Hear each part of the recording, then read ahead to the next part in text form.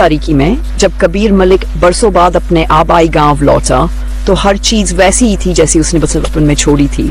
वही पुरानी हवेली, वही सुनसान रास्ते और वही खामोशी। मगर एक चीज बदली हुई थी और वो थी जोया शाह। कबीर ने पहली बार उसे गांव के पुराने मंदिर के करीब देखा। उसकी आंखों में एक पुरासर चमक थी, जैसे वो कुछ छुपा रही हो। कबीर को पहली ही नजर में जोया से मोहब्बत हो गई और कुछ ही दिनों में उनकी शादी तय हो गई।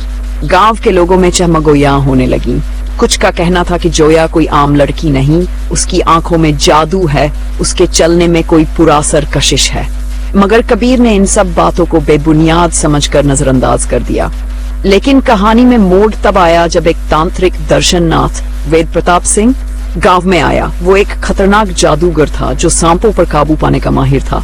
उसने ऐलान किया कि जोया एक नागिन है जो अपने दुश्मनों से बदला लेने के लिए इंसानी दुनिया में आई है। कबीर इस इंकिशाफ पर दंग रह गया। क्या ये सच था? क्या वाकई जोया आम इंसान नहीं थी? जोया ने आखिरकार हकीकत बता दी। वो नागों की मलिका थी और दर्शननाथ ने उसके शौहर को मारकर नागमणि चुरा ली थी।